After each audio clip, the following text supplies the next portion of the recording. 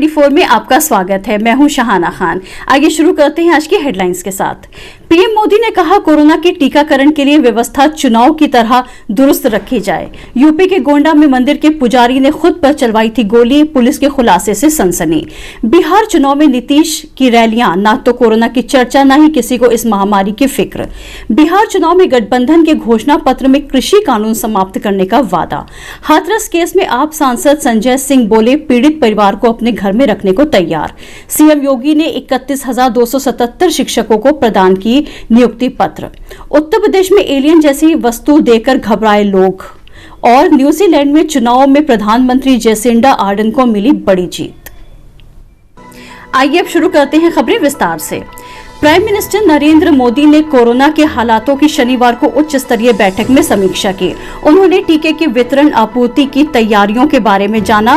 उन्होंने कोविड-19 का टीका तैयार हो जाने पर उसके तेजी से टीकाकरण सुनिश्चित करने का निर्देश दिया। प्रधानमंत्री ने पंचायत से लेकर केंद्र सरकार और सभी नागरिक समूहों को शामिल करते हुए टीकाकरण की व्यवस्था चुनाव की तर्ज पर दुरुस्त रखने को कहा। अधिकारियों ने बताया कि पिछले 3 हफ्तों से लगातार नए मरीजों और मौतों की संख्या लगातार घट रही है। संक्रमण की दर में भी कमी आई है। प्रधानमंत्री ने लोगों से त्योहार के मौसम में भी सभी लोगों से सोशल डिस्टेंसिंग, साफ सफाई और संयम का पालन करते रहने की अपील की। यूपी के गोंडा में राम जानकी मंदिर के पुजारी ने अपने दुश्मन को फंसाने के लिए एक प्रोफेशनल शूटर से अपने ऊपर गोली चलवाई थी। इसमें मंदिर का महंत भी शामिल था। महंत को आज पुलिस ने गिरफ्तार कर लिया और अस्पताल में भर्ती पुजारी ठीक होते ही गिरफ्तार कर लिया जाएगा। गोंडा में 11 अक्टूबर को इटिया थोट इलाके में राम जानकी मंदिर के पुजारी सम्राट दास को रात 2 बजे मंदिर में गोली मार दी गई थी। घायल पुजारी को फौरन लखनऊ के किंग जॉर्ज मेडिकल में इलाज के लिए भर्ती करा दिया गया था। पुजारी सम्राट दास और मंदिर के महंत सीताराम दास ने हमले के लिए एक प्रोफेशनल शूटर को सुपारी दी थी।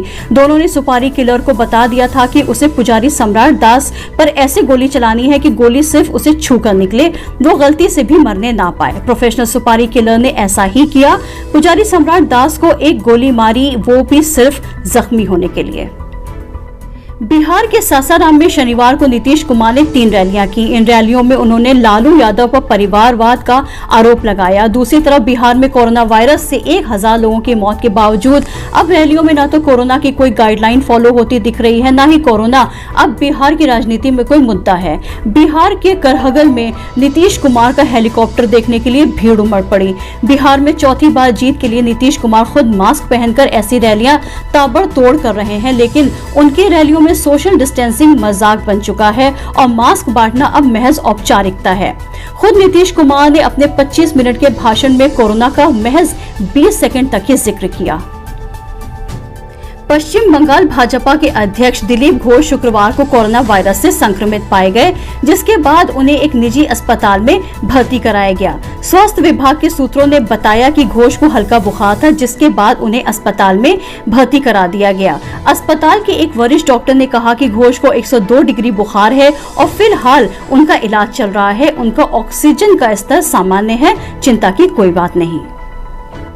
बिहार चुनावों के लिए महागठबंधन ने साझा घोषणा पत्र शनिवार को जारी किया। इसका नाम प्रण हमारा संकल्प बदलाव का दिया गया है। घोषणा पत्र में 25 सूत्रीय साझा कार्यक्रम तय किया गया है। पटना में आयोजित एक प्रेस कॉन्फ्रेंस में महागठबंधन पद के उम्मीदवार तेजस्वी यादव, बिहार कांग्रेस के प्रभारी शक्ति सिंह गोहिल और कांग्रेस प्रवक्ता रणदीप सिंह सुरजेवाला समेत कई नेता मौजूद थे। तेजस्वी ने घोषणा पत्र ट्वीट करके इसकी जानकारी दी। घोषणा पत्र जारी करने के दौरान रणदीप सिंह सुरजेवाला ने कहा कि अगर तेजस्वी यादव के नेतृत्व में बिहार की सरकार बनती है तो महागठबंधन 3 कृषि विरोधी बिल कानूनों को समाप्त करने के लिए पहले विधानसभा सत्र में एक विधेयक पारित करेगा।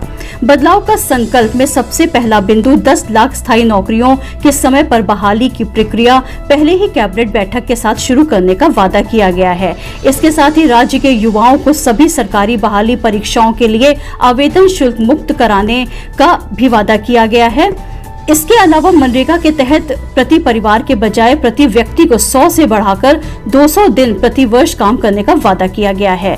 मनरेगा की ही तर्ज पर राज्य की रोजगार योजना बनाने का भी आश्वासन दिया गया है। उत्तर प्रदेश के हाथरस कांड को लेकर सियासत गरमाई हुई है। आम आदमी पार्टी के राज्यसभा सांसद संजय सिंह ने एक बार फिर सूबे की योगी सरकार पर निशाना साधा। आप सांसद ने यूपी के सीएम योगी आदित्यनाथ पर निशाना साधते हुए कहा कि हाथरस की गुड़िया के परिवार को आदित्यनाथ राज में खौफ में रहने की जरूरत नहीं है। शनिवार को संजय सिंह ने ट्वीट कर बताया कि उनकी हाथरस में पीड़िता के चचा से फोन पर बात हुई और उन्होंने उनसे दिल्ली स्थित अपने आवास पर साथ रहने का अनुरोध किया है। उत्तर प्रदेश के मुरादाबाद जिले के गलशही थाना क्षेत्र में शनिवार को मंदिर में एक महंत की संदिग्ध परिस्थितियों में मौत हो गई। घटना की जानकारी मिलते ही पुलिस भी मौके पर पहुंच गई। पुलिस ने मौके पर पहुंचकर शव का पंचनामा कर पोस्टमार्टम के लिए भेज दिया। राष्ट्रीय योगी सेना का कहना है कि वे खनन के खिलाफ बोलते थे और उनकी मौत संदिग्ध परिस्थितियों में हुई है। सूचना मिलने पर महंत के रिश्तेदार भी पहुंच गए थे। उनका कहना है कि महंत की मौत संदिग्ध परिस्थितियों में हुई क्योंकि उनका मोबाइल फोन रात से ही बंद था। पुलिस अधिकारी का कहना है कि महंत के शरीर पर कोई चोट और किसी तरह का कोई निशान नहीं पाए गए हैं। फिलहाल पोस्टमार्टम रिपोर्ट के आधार पर ही आगे की कार्रवाई की जाएगी। उत्तर प्रदेश के मुख्यमंत्री योगी आदित्यनाथ ने अपने सरकारी आवास 5 कालिदास मार्ग पर 31,277 सहायक अध्यापकों को नियुक्ति पत्र वितरण का कार्यक्रम शुभारंभ किया। उन्होंने 5 लाभार्थियों को अपने हाथ से नियुक्ति पत्र प्रदान किया।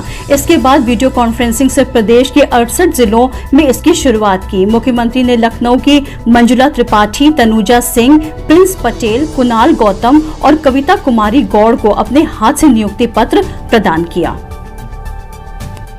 स्वास्थ्य मंत्री डॉक्टर हर्षवर्धन ने कहा कि कोरोना वायरस के खिलाफ लड़ाई में अगले 2.5 महीने बेहद अहम साबित हो सकते हैं। केंद्रीय स्वास्थ्य मंत्री डॉक्टर हर्षवर्धन ने कहा, सर्दियों और त्योहार का मौसम होने के कारण अगले 2.5 महीने कोरोना से लड़ाई में काफी महत्वपूर्ण होने जा रहे हैं। उन्होंने कहा, ये हर व्यक्ति की जिम्मेदारी है कि वो एहतियात में कमी ना बरते और संक्रमण के प्रसार को बढ़ने से रोके। कोविड-19 से जुड़े उपयुक्त व्यवहार का पालन करें। सर्दियों में तापमान कम होने से वायरस और खतरनाक हो सकता है और त्योहारों के कारण इसके फैलने की आशंका भी ज्यादा हो सकती है। उत्तर प्रदेश के ग्रेटर नोएडा में स्थानीय लोग आकाश में उड़ रही एक अजीब सी चीज को देखकर शनिवार को घबरा गए। हालांकि बाद में पता चला कि ये वस्तु आयरन मैन के आकार का गुब्बारा था। अधिकारियों ने बताया कि लोगों ने सुबह दनकौर इलाके में आसमान में ये वस्तु देखी, जो बाद में भट्टा परसौल गांव के निकट नहर में गिरी। इसके आसपास लोगों की भीड़ एकत्र हो गई और कुछ लोगों को लगा ये वस्तु कोई एलियन है। दनकौर के थाना प्रभारी अनिल कुमार पांडे ने बताया, ये हवा से भरा गुब्बारा था जो बाद में नहर के पास झाड़ियों में फंस गया था। गुजरात के बनासकांठा जिले में एक दिल दहला देने वाली खबर सामने आई है। दांतीवाड़ा पुलिस को एक नाबालिग लड़की के सिर कटी लाश मिली है। पुलिस के मुताबिक 12 साल की इस लड़की के साथ पहले रेप किया गया और फिर उसकी हत्या कर दी गई। फिलहाल पुलिस ने इस मामले में एक आरोपी को गिरफ्तार किया है। पकड़ा गया आरोपी लड़की का रिश्तेदार है। जानकारों के मुताबिक आरोपी शुक्रवार को नाबालिग लड़की को अपने साथ बाइक पर बैठाकर ले गया था। पुलिस के मुताबिक इसी शख्स ने नाबालिग लड़की का पहले रेप किया और फिर उसकी हत्या कर दी। नाबालिग लड़की शुक्रवार को बनासकांठा के डीसा से गायब हुई थी, जिसके बाद दांतीवाड़ा पुलिस ने शनिवार को लड़की की सिर कटी लाश बरामद की। पुलिस अधीक्षक ने ये कंफर्म किया है कि लड़की के साथ रेप की घटना को अंजाम दिया गया है, जिसके बाद पुलिस ने मामले की जांच शुरू कर दी है। द सिटीजन की संपादक Seema Mustafa editors guild of India की अध्यक्ष निर्वाचित हुई हैं। संस्था की तरफ से जारी एक बयान में जानकारी दी गई। ये घोषणा 16 अक्टूबर को डिजिटल तरीके से संपन्न हुए चुनाव के नतीजे आने के बाद की गई। बीसीसीआई के अध्यक्ष सौरव गांगुली ने शनिवार को कहा कि घरेलू क्रिकेट सत्र 1 जनवरी से शुरू होगा। बीसीसीआई के शीर्ष परिषद ने रविवार शाम बैठक की और काफी समय घरेलू कैलेंडर पर चर्चा की गई, जो भारत में कोविड-19 के बढ़ते मामलों के कारण बिगड़ गया है। गांगुली ने कहा, हमने घरेलू क्रिकेट पर काफी देर तक चर्चा की और हमने संभावित रूप से 1 जनवरी 2021 से टूर्नामेंट शुरू करने का फैसला किया है।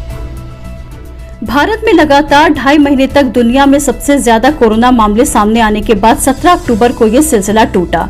WHO के मुताबिक 17 अक्टूबर को अमेरिका में बीते 24 घंटों में 63,044 नए मामले सामने आए, जो दुनिया में सबसे ज्यादा हैं।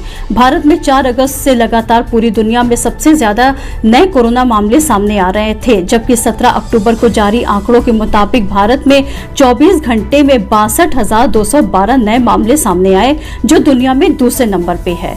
अमेरिका में अब तक सबसे ज्यादा कुल मामले 78,96,895 सामने आए हैं। आइए अब चलते हैं अंतर्राष्ट्रीय खबरों की तरफ। न्यूजीलैंड के प्रधानमंत्री जेसिंडा आर्डन की पार्टी ने शनिवार को हुए आम चुनाव में भारी जीत हासिल की है। अधिकतर मत गिने जा चुके हैं। अभी तक आए नतीजों में आर्डन की लेबर पार्टी को 49% वोट मिले हैं और उम्मीद की जा रही है कि वो न्यूजीलैंड की राजनीति में दुर्लभ बहुमत हासिल कर लेंगी। विपक्षी मध्यपंथी नेशनल पार्टी को अब तक 27% वोट ही मिले हैं और पार्टी ने अपनी हार स्वीकार कर ली है। ये चुनाव 1 महीना पहले सितंबर में होने थे, लेकिन कोविड महामारी की वजह से इन्हें आगे बढ़ा दिया गया था। सत्ता पक्ष न विपक्ष, हम दिखाएंगे आपको पूरा सच। आज के लिए बस इतना ही, कल फिर मिलेंगे। ताजा तरीन खबरों को देखने के लिए हमारे चैनल को लाइक करें, सब्सक्राइब करें, शेयर करें और कमेंट्स बॉक्स में जाकर हमें कमेंट्स करना ना भूलें। देखते रहिए हेडलाइंस 24। शुभ रात्रि।